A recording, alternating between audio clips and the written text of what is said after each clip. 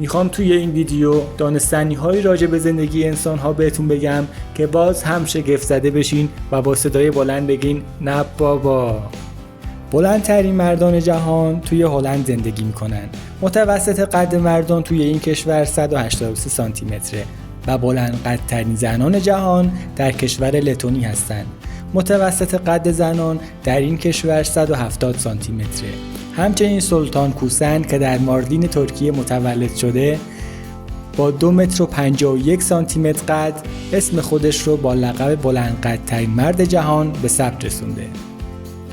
در قرون وسطی گوشواره بیشتر توسط مردان استفاده می شده و زنان تمایلی به استفاده از گوشواره نداشتند، چون کلیسای کاتولیک سوراخ کردن گوش رو ممنوع کرده بود. دزدان دریایی و صلح‌طلبان نمیخواستند زیر بار این قانون برن و مردانی که گوشواره به گوش داشتند به دماغه هورن، یکی از خطرناکترین مکانهای روی زمین تبدیل می شدن. مکانی که همیشه بارونیه و توسط کوههای یخی احاطه شده.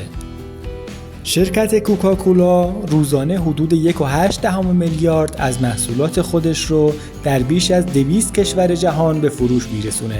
همچنین کارخانجات کوکاکولا در هر دقیقه 200,000 بطری پلاستیکی نوشابه تولید میکنن. روش صحیح استفاده از سنجاق سر به این صورته که قسمت شیاردار رو برای نگه داشتن موها استفاده میکنن. با این روش دیگه سنجاق سر در موهای شما گیر نمیکنه. ضربان ساز قلب، دستگاهی که جان میلیون ها نفر در جهان رو نجات داده، توسط مهندس جان هابس به طور تصادفی اختراع شد. این دانشمند به دنبال یک راه برای گرم کردن بدن انسان بود و ناگهان کشف کرد دستگاهی که او طراحی کرده با تولید پالس‌های الکتریکی میتونه یک قلب یخ زده رو وادار به حرکت کنه و به این ترتیب نخستین ضربانساز قلب ساخته شد. کلاه ایمنی فضانوردان دستگاه خاصی برای خاراندن بینی داره. خارش در حالی که یکی از لذت‌های زندگی به شمار میره، یکی از شایع ترین شکایات پوستیه که گاهی آنقدر شدید میشه که خواب و آرامش رو از فرد میگیره. در لباس فضانوردی بر روی کلاه اون از داخل پارچه ضخیم و زبری نصب شده که فضانورد به وسیله اون میتونه بینی خودش رو بخارونه. در سال 1915 سیسیل جاب میلیونر یک هدیه بسیار عجیب برای همسرش تدارک دید. او استونهنج رو به همسرش داد. با این حال همسرش که مفهوم و ارزش این هدیه رو نمیدونست، اون رو به مردم بریتانیا بخشید.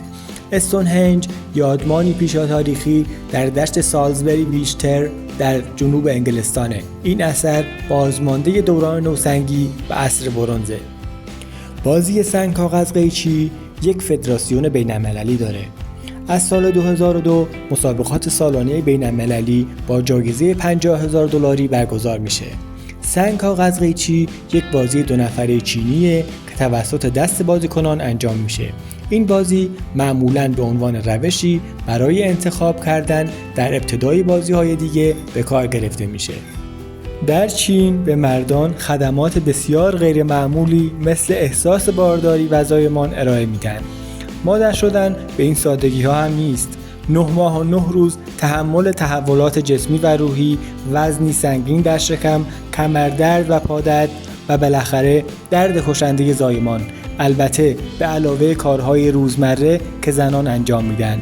به طور شگفت‌انگیزی بسیاری از مردان چین میخواهند این احساس را تجربه کنند. حدود 4 گرم آهن در بدن انسان وجود داره که این میزان برای رشد ناخن به اندازه 7.6 سانتی متر کافیه. بدن افراد بالغ 3 تا 5 گرم آهن داره که 30-40% از آن به صورت ذخیره و بیشترش به صورت هموگلوبینه. آهن به 2 فرم فریتین در خون و سلولها و هموسیدرین در کبد در بدن ذخیره میشه. در مغز استخوان و طحال هم آهن وجود داره.